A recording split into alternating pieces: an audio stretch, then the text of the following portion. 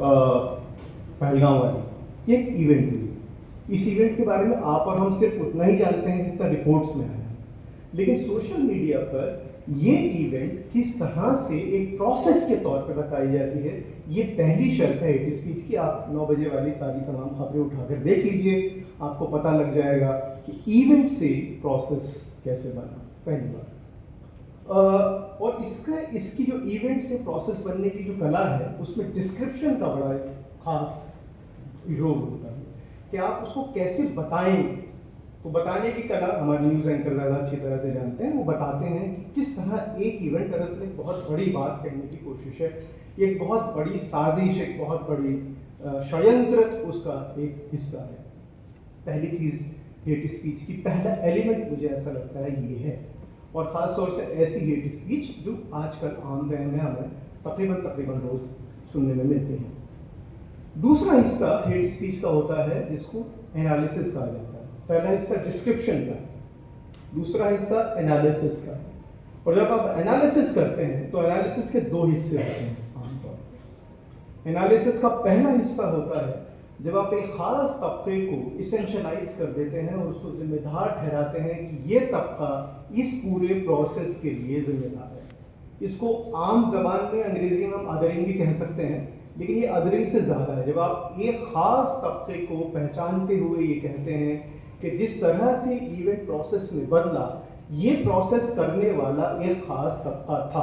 पहलगाम का एग्जाम्पल आप इसमें रख सकते हैं। दूसरा हिस्सा इस एनालिसिस का होता है जबकि आप उस ग्रुप को जो कि उसका शिकार है, विक्टिम है, उसको ये बताते हैं कि उसकी असमर्थता या उसकी इनएबिलिटी उस तरह के प्रोसेस का जवाब देने में कितनी है। हिंदू खतरे में है, हिंदू कैसे खतरे में है, ये बताने की प्रक्रिया इस बात के बाद शुरू होती है कि दरअसल ये पूरी जो प्रोसेस है इसके पीछे कौन सा तबका जिम्मेदार है। तो इसका मतलब ये हुआ कि हेट स्पीच के जो दूसरा लेवल होता है वो एनालिसिस का लेवल होता है, जहाँ पर कि आप जिसको बहुत बड़ा लिटरेचर है, एकेडमिक लिटरेचर में उसमें नहीं जाऊँगा, जिसको आप कह सकते हैं कंपैरेटिव विक्टिमहुड। आपको ये याद रखना चाहिए कि हेट स्पीच का मतलब सिर्फ हम लोगों को डराना, भाषा का सवाल। तो मैं हिंदुस्तानी में बोलना चाहता हूँ ताकि कम से कम ये बैरियर थोड़ा सा ख़त्म हो जाए।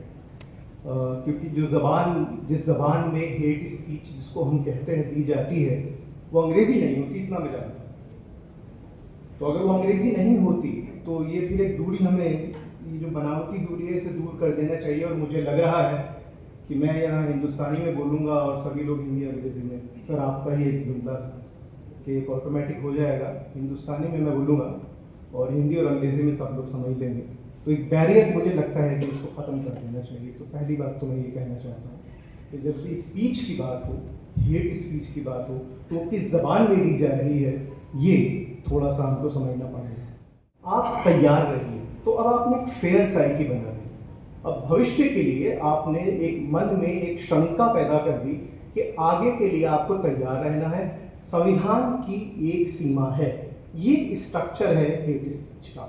ये हेट स्पीच इस तरह से दी जाती है और इसको देने वाले मास्टर्स होते हैं। जैसे हमको यहाँ पर बहुत सारे शब्द बार बार हिंदू और मुसलमान के आ रहे हैं, लेकिन जो मास्टर ऑफ हेट स्पीच हैं वो हिंदू और मुसलमान शब्दों का सीधा इस्तेमाल नहीं करते, वो दरअसल कोडेड शब्दों का इस्तेमाल करते हैं। तो हमको ये जानना होगा कि ये हेट स्पीच का स्ट्रक्चर क्या है, वो कैसे दी जाती है, और इसी का जो तोड़ है, जब हम इसका एनालिसिस अच्छे से कर लेंगे तब शायद हम इसका कोई तोड़ समझ पाएं।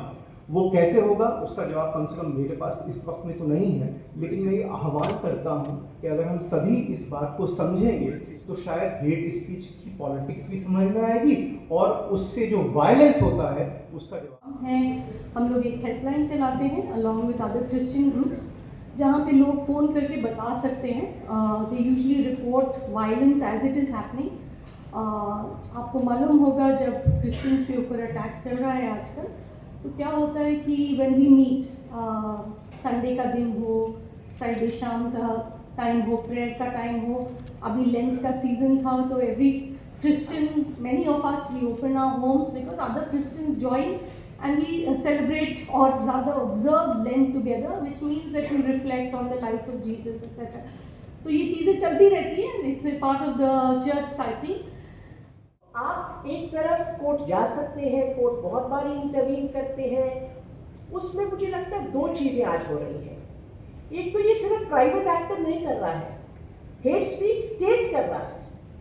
हम लोग यहाँ पर बहुत से एग्जाम्पल्स में प्राइवेट एक्टर्स की, न्यूज़ चैनल्स की, मीडिया की बात कर रहे हैं। The state is engaging in hate speech in multiple ways in almost all institutions and public spaces where they are speaking with the authority of state actors. तो जब आपका state hate speech करेगा तो आपकी चुनौती कैसे और कहाँ होगी? The other thing is, what does the court do? I mean, in a sense, you see, the legal system can only work on some assumptions.